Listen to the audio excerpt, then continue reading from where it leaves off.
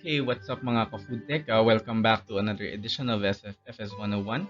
I hope you had a good time with your history readings and in making your history headlines infographic. So for today, we look at the interface of food technology or food science with other disciplines because as we know from your history readings that we actually evolved from disciplines such as discoveries in microbiology and engineering or processing and even chemistry. So we look at who are our allied fields, yung mga disciplines that we work with or yung mga disciplines that we study as part of being a food scientist or technologist. So without further ado, join me today for this short lecture. The Institute of Food Technologists identifies four major core sciences under BSFT. So these are food chemistry, food engineering, food micro, and sensory science. Of course, we're not limited to these, and we have a lot of accessory courses that may involve one or more of these core sciences. But basically, they're saying if there's a sort of specialization you will have as a food technologist, it may likely belong to one of these. Of course, let's start with food chemistry. Alam naman natin when you look at a food product from the grocery, you look at the back, there's a nutrition label and it shows you how many calories there are, how much carbohydrates, sugars, fiber, fat, and what do you call this? Moisture, water, and protein there is. So water, of course, you deduce by um, subtracting everything else from the total weight of the product or the serving.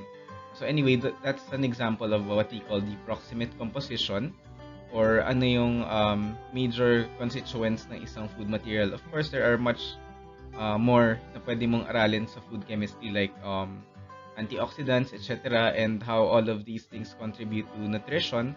But of course, that is more of a BS nutrition problem.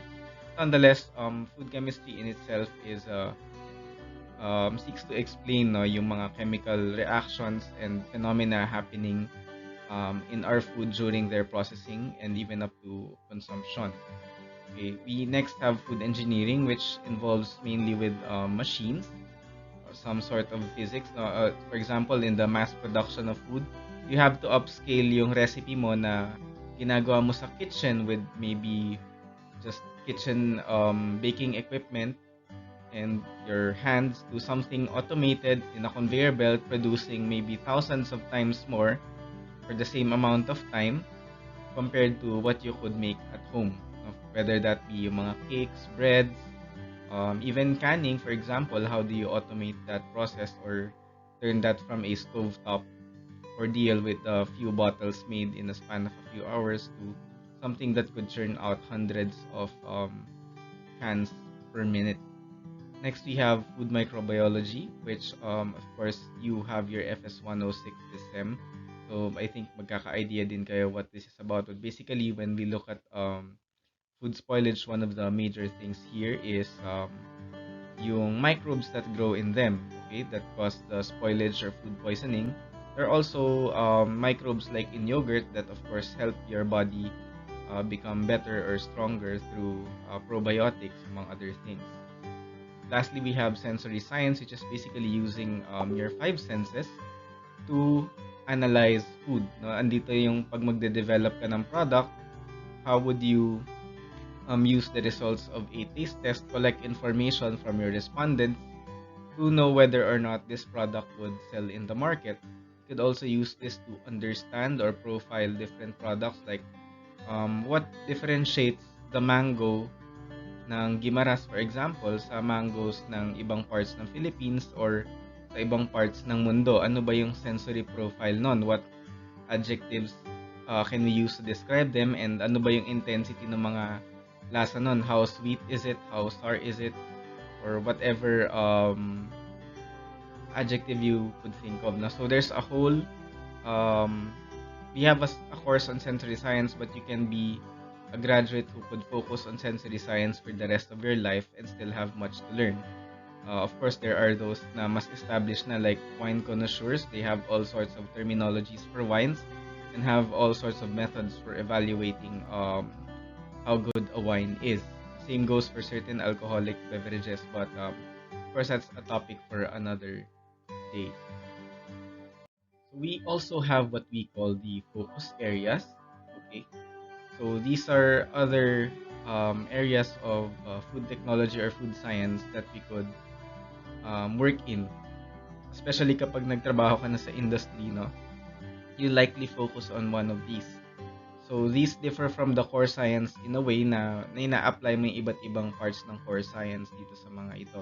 But then these are again just arbitrary definitions made by IFT.org. So these are not set in stone. No? Like, can't give you a quiz and say enumerate the focus areas. Hindi naman limited dyan. These are just of course the major examples. So anyway, moving on.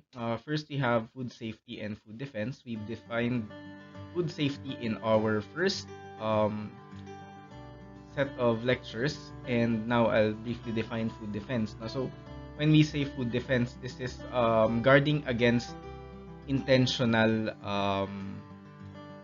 harm. No? Kasi pag food safety, minsan hindi naman sinasadya, napabayaan yung pagkain sa maling temperature, nag-grow yung microorganism. But when you say food defense, pwedeng ito yung kaso ng mga bioterrorism, no? Kinontaminate intentionally yung water supply, or this may be a disgruntled employee in a factory plant na before siyang umalis dahil last day na niya ay nagpuslit siya ng masamang substance at hinalo dun sa ginagawang pagkain. Okay, so you get the point, no? Next is food health and nutrition. Of course, as food scientists, we've often been in the negative light kasi gumagawa daw tayo ng mga unhealthy food. And partly to blame is kung yung food scientist ay medyo pangit yung background sa nutrition.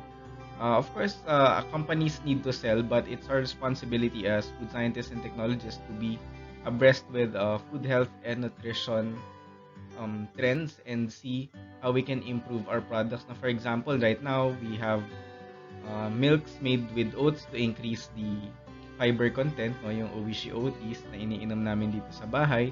Or I've recently seen bread ng Gardenia which now has 9 grams of fiber per slice. Most of it though is soluble fiber, mostly in the form of inulin. And you also have, again, yung pinakita natin na nag-fortify tayo ng mga bagay to aid in defeating micronutrient deficiencies na mga nutritional deficiencies rampant sa bansa.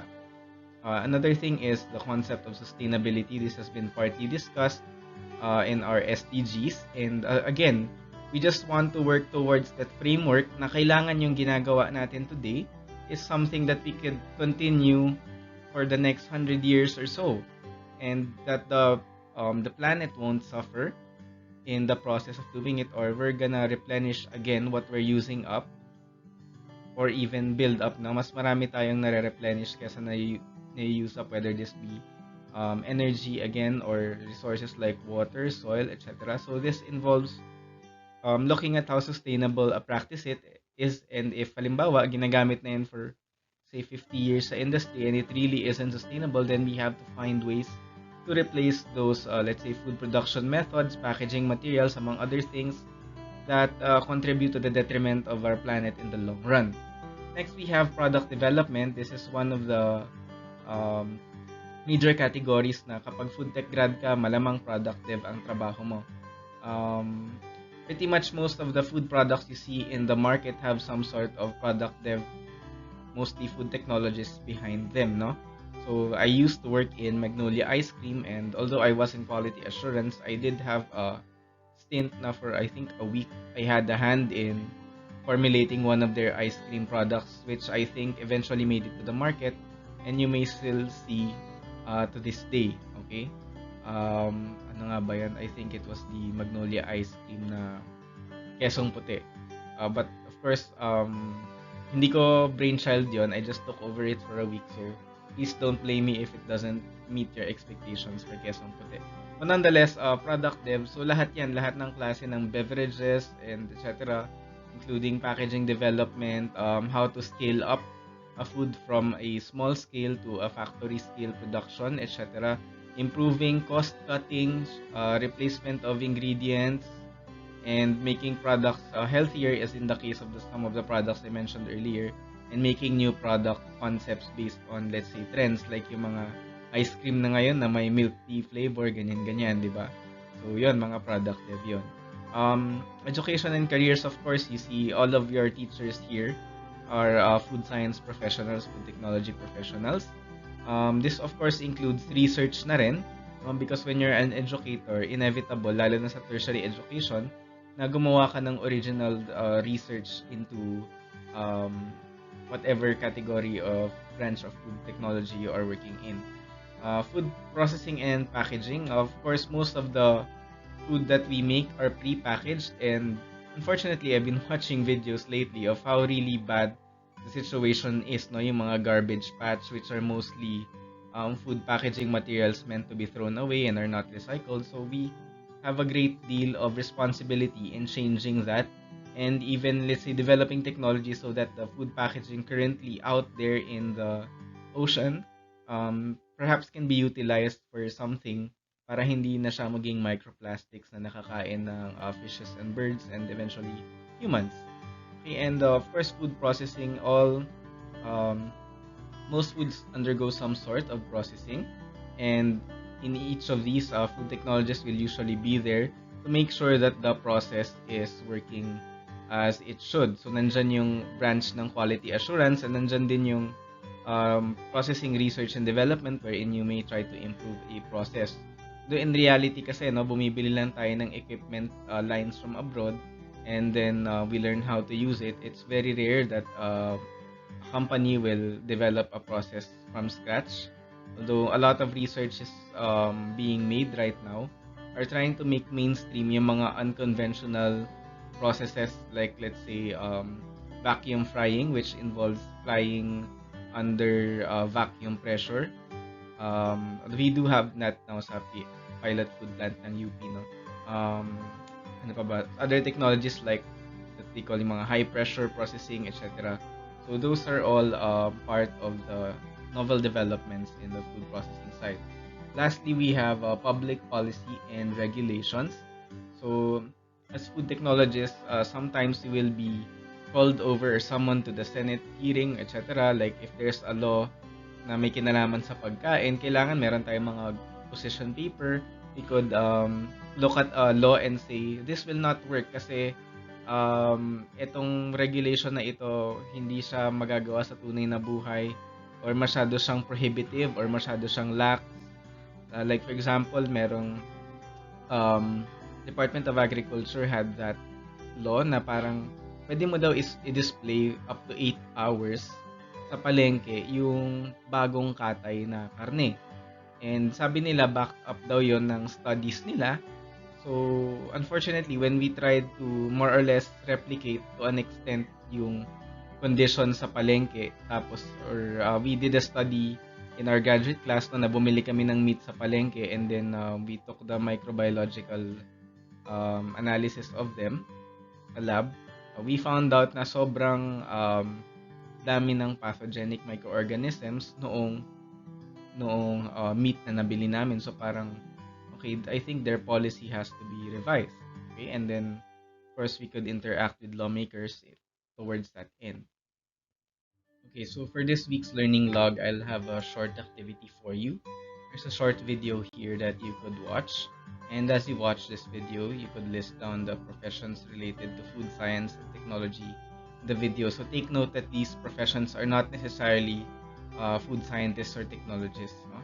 And choose one example and answer this question: how did food science help the industry in each case? So what was the role of food science in having a positive contribution as stated in that video doon sa napili nyong example, and what aspects did they address? Is it something about let's say safety?